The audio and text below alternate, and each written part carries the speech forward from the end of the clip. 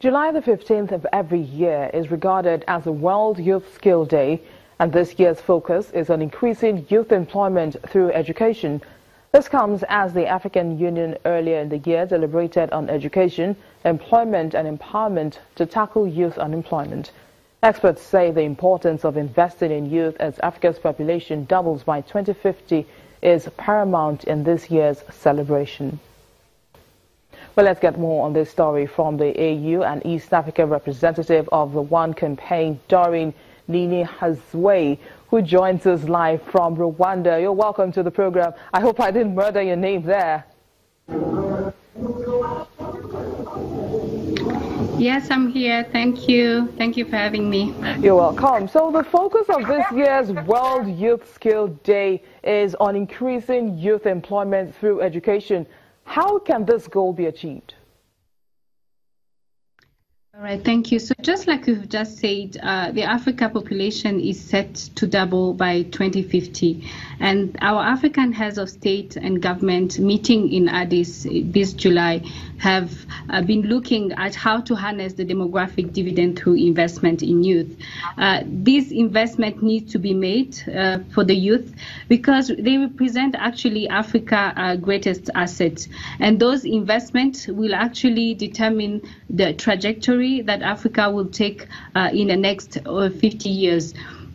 So come January 2018, the African Union again will meet and decide on how they're going to expedite this implementation of the demographic dividend for Africa. So we at One have been supporting the African Union on this, and we've been pushing for education to be central to this discussion, and especially girls' education. As an organization fighting extreme poverty in the world, we realize that anywhere in the world, the face of poverty is a woman. So women and young people need to be educated so that they can be able to reap the benefits of demographic dividend. They can be able to contribute to the economies by getting the right skills to go to the job market, but also to create jobs. So what dangers do unskilled youth pose to the society? Actually, not equipping the young people with the right skill to contribute to our economies are going to be really disastrous. We have seen the source of instability it has created all over the continent, and we will also have terrorism on the rise. We've seen what happened in the northern countries. When young people are desperate, they don't have jobs, then you never know what they're going to do, and they will go on the street. We will have really instability all over the continent. And of course, when they're also desperate, they cross the ocean looking for better opportunities elsewhere. Africa's population is believed to, of course, be growing every year. But what impact is this having on the economy?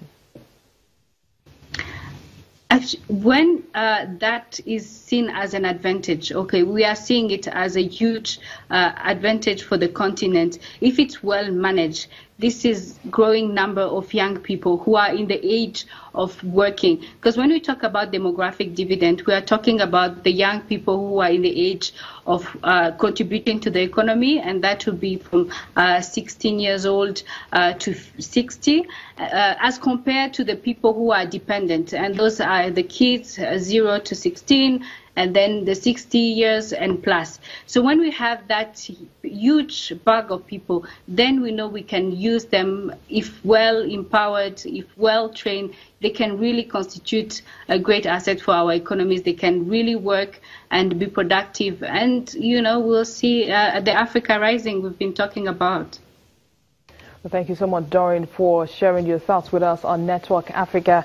Dorine Nininahazwe is the AU and East Africa representative of One campaign.